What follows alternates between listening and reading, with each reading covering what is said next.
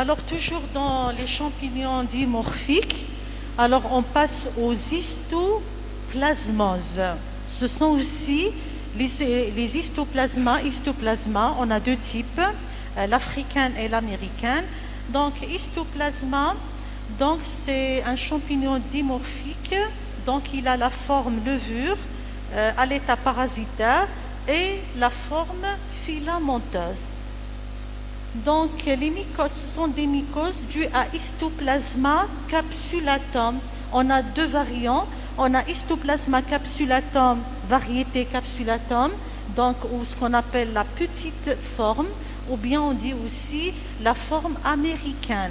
Et on a l'Histoplasma capsulatum, variété du boiséi, dite l'histoplasmose africaine ou à grande forme.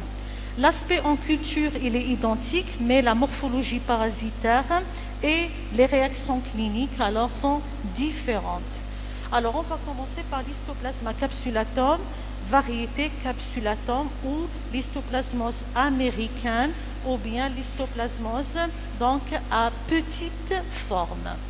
Définition, c'est une mycose qui affecte le système réticulo-endothélial dû à un champignon dimorphique, Histoplasma capsulatum, variété capsulatum, dont la fréquence a augmenté ces dernières années du fait de la pandémie du sida. Elle est aussi considérée comme opportuniste. C'est une affection, bien le champignon Histoplasma capsulatum, variété capsulatum, est un champignon dimorphique opportuniste. Épidémiologie, bon, on a déjà défini le champignon dimorphique, c'est quoi? On passe. L'épidémiologie, donc c'est un champignon tellurique, principalement répandu aux États-Unis. 40 millions d'Américains sont infectés, retrouvé dans les sols aérés enrichis en matière organique, les fientes d'oiseaux et les guano de chauve-souris. La contamination se fait par voie inhalatoire, ce n'est pas l'inhalation de spores. Bon, la répartition géographique, les États-Unis de centre, alors bon, les États-Unis du centre et de l'Est, Mississippi et les Grands Lacs. Les autres régions tropicales du globe, l'Amérique centrale et du Sud, l'Afrique tropicale et du Sud, l'Asie et l'Océanie. Cliniquement, alors c'est surtout un tableau pulmonaire, vu que le mode de contamination c'est inhalatoire. Donc la primo-infection pulmonaire, alors dans 95% de cas, elle est asymptomatique. Donc elle se révèle seulement par un IDR à l'histoplasmine qui est positif. L'incubation, elle est de 5 à 20 jours. Donc un tableau clinique qui est marqué par un syndrome grippal banal, parfois dyspnée, hémoptysie, douleur thoracique. Donc c'est des signes pulmonaires atypiques. À la radio, on peut trouver des infiltrats parenchymateux, adénopathie hilaire et médiastinale, images micro ou macronodulaires. Ça donne un diagnostic différentiel avec la tuberculose. La guérison, elle est spontanée en quelques semaines. Donc un sujet immunocompétent, le tableau, il peut passer inaperçu. Mais même si le patient développe un tableau clinique, la guérison, elle est spontanée même en absence du traitement. Alors, les formes disséminées et les formes graves, bien sûr, c'est chez les sujets immunodéprimés. On a l'histoplasmose généralisée. La dissémination, elle est systémique par voie hématogène sur un terrain immunodéprimé, peut survenir plusieurs années après l'infestation. Elle est très rare, 0,05% des cas, marqués par une fièvre élevée, asthénie, hépatosplénomégalie et adénopathie. Parce qu'on a dit que c'est un champignon qui a atteint le système réticulo-histiocytaire. C'est pour ça que vous trouvez les adénopathies, l'hépatosplénomégalie. Donc l'atteinte cutanéo-muqueuse sous forme des ulcérations buccales, digestives ou oropharyngées, l'atteinte surrénalienne, mais dans ce cas-là, c'est une maladie mortelle en absence du traitement. Donc les formes pulmonaires chroniques, c'est des formes cavitaires, c'est comme l'évolution d'une tuberculose, ressemble à la tuberculose avec la toux et l'hémoptysie, évoluant vers l'insuffisance respiratoire et vers le cœur pulmonaire chronique. Donc ces deux formes, on les retrouve chez les patients immunodéprimés. Alors l'immunocompétent, il développe un tableau soit asymptomatique, dans 95% de cas, soit symptomatique, mais ça guérit même en absence du traitement. La guérison est spontanée. Alors comment on fait le diagnostic? Bien sûr, on commence par les différents prélèvements. Alors on a le LBA, le liquide de lavage broncho-alvéolaire, les crachats, les frottis de lésions muqueuses, surtout si le patient présente, on a dit, des ulcérations buccales, des biopsies ganglionnaires, les adénopathies, ponction de moelle osseuse, les prélèvements de pus, du sang et du urine. C'est les différents prélèvements qu'on peut réaliser à la recherche de l'histoplasma capsulatum, variété capsulatum. Bien sûr, on va faire un examen direct à la recherche de la forme levure. Le champignon dimorphique prend chez l'homme une forme de levure. Voilà, c'est les levures de l'histoplasma capsulatum, variété capsulatum. Voilà, ce sont des levures ovoïdes de 2 à 4 microns, sont intracellulaires au niveau des cellules macrophagiques intracellulaires, dans les cellules du système réticulo-endothélial, parois épaisses, non colorées, et parfois on peut retrouver un rare bourgeon. Alors ça c'est la paroi, c'est l'alou. Cette alou, elle n'est pas colorée, avec un rare bourgeon. Voilà. Bien sûr, on doit faire une culture sur sabourou, sur milieu sabourou pour l'obtention de la forme filamenteuse et sur la gélose au sang pour l'obtention de la forme levure. Mais attention, les cultures sur milieu sabourou sont dangereuses. Pourquoi?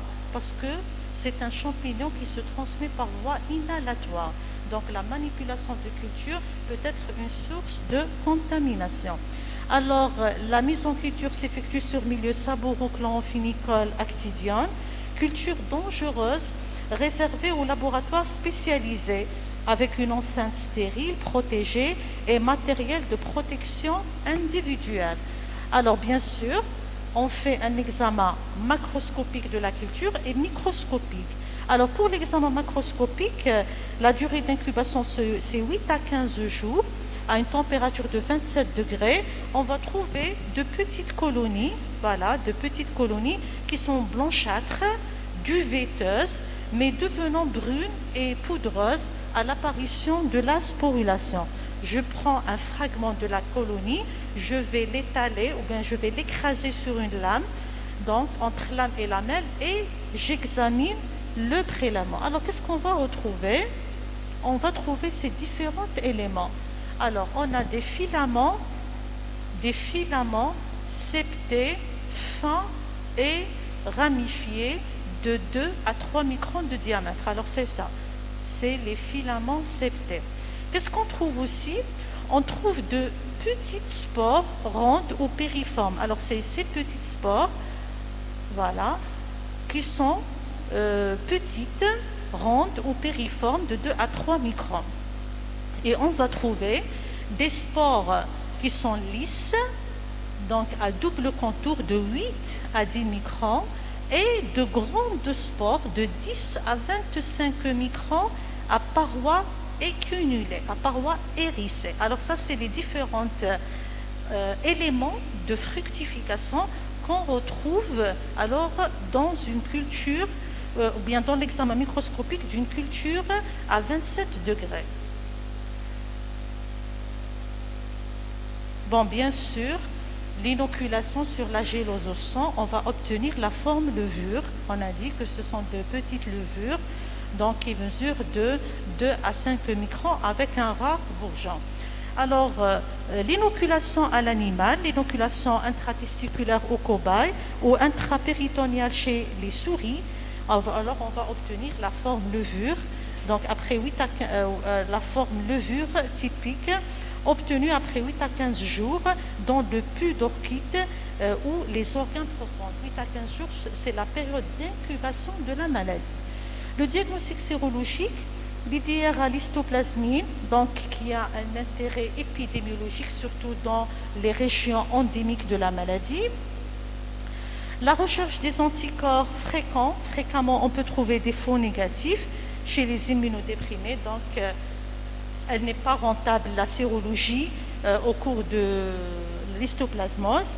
Alors qu'est-ce qu'on fait? On fait la recherche des antigènes qui est spécifique et très sensible pour les patients immunodéprimés.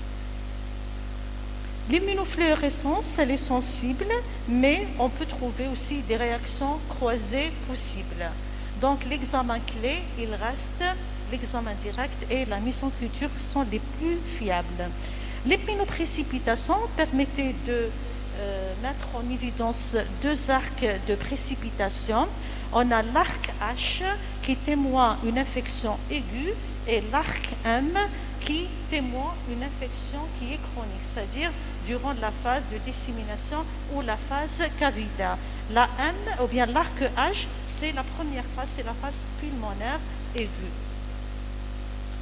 Le traitement, alors pour les patients immunocompétents, même s'il est symptomatique, alors le traitement, on ne traite pas le patient, la guérison elle est obtenue en absence du traitement. Alors le traitement, il est indiqué pour les patients sidéens, les patients immunodéprimés qui présentent les formes disséminées. Un traitement prolongé qui peut aller jusqu'à 3 à 6 mois. Alors on a un traitement d'attaque, on a plusieurs choix. Alors on peut donner l'itraconazole 400 mg par jour en 2 fois pendant 3 mois, ou on peut commencer un traitement d'attaque par l'amphotéricine B en IV, 1 mg par kilo par jour, et le relais par l'itraconazole vers le 15e jour. Le traitement d'entretien s'effectue par l'itraconazole à raison de 200 mg par jour de façon continue, ou bien on peut donner l'amphotéricine B en une seule prise, une fois par semaine. La prophylaxie donc consiste, surtout chez les immunodéprimés, d'éviter de se rendre dans les grottes où il y a les chauves-souris, parce qu'on a dit que dans les guanos de chauves-souris et les fientes de pigeons qu'on trouve la forme infestante, donc filamenteuse du champignon. Et on peut traiter, donc, ou bien on peut donner aux patients, aux sujets immunodéprimés dans les zones endémiques, donc un traitement prophylactique, donc pour éviter donc la contamination donc par ce champignon. Alors ça c'est la forme américaine, la forme petite, donc l'histoplasma capsulatum variété capsulatum. Alors on passe à l'histoplasma capsulatum variété du Boisei. On va essayer seulement de faire une comparaison entre les deux. Donc c'est une mycose systémique due à un champignon d'une nature dimorphique. C'est l'histoplasma capsulatum variété du Boisei. C'est l'histoplasmose africaine et dite aussi l'histoplasmose à grande forme. On va voir pourquoi à grande forme. Donc, épidémiologie, c'est un champignon de répartition strictement africaine, jamais retrouvé dans les sols. L'habitat, il est inconnu et même le mode de contamination, il est inconnu. L'agent pathogène, voilà, il est identique à histoplasma capsulatum variété capsulatum, à l'exception de la forme levure qui est beaucoup plus grande. Elle mesure de 15 à 20 microns. Donc l'histoplasma capsulatum variété capsulatum, 2 à 5 microns. C'est des petites formes. Alors pour la variété du Boisei, c'est de grandes formes, des levures qui peuvent aller jusqu'à 15 à 20 microns. Voilà. 15 à 20 microns, ovoïde, avec un bourgeonnement unipolaire sur une base étroite, intra- ou extracellulaire. Il peut être intra- ou extracellulaire. Cliniquement, l'évolution est chronique. Alors on peut trouver plusieurs tableaux cliniques. Les formes cutanées pures, des lésions variées, vésicules, papules, nodules ou sous forme des abcès. Les formes cutanées ou muqueuses, on a les formes ganglionnaires.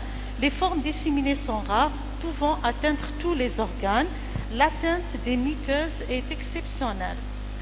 Donc le diagnostic, bien sûr, on fait les prélèvements, on recherche le champignon dans les prélèvements variés, cutanés, ganglionnaires, de sérosité. Bien sûr, on fait l'examen direct à la recherche de la levure de grande taille, donc avec un bourgeon qui s'insère sur une base étroite. Voilà, donc champignon dimorphique qui prend chez l'homme une forme de levure ovoïde de grande taille, 8 à 15 fois 4 à 6 microns de diamètre, avec un bourgeonnement unipolaire sur une base étroite. Parce qu'il y en a qui ont une base large. Pour l'histoplasma capsulatum variété du boisé, c'est étroite. Donc elles sont intra- ou extracellulaires et contiennent un ou deux globules graisseux au centre. Voilà, les globules graisseux. Voilà, les globules graisseux, donc au centre.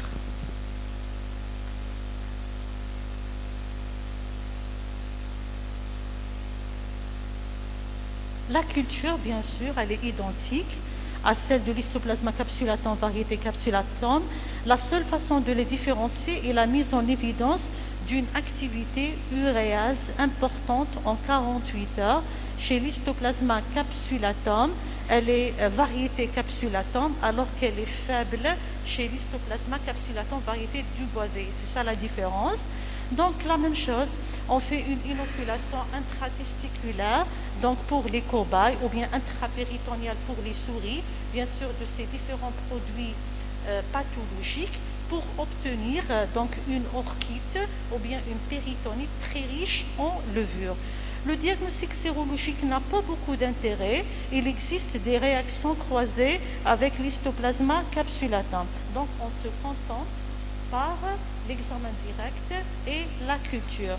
Le traitement, il est identique à celui de l'histoplasma capsulatum, mais la guérison, elle est difficile.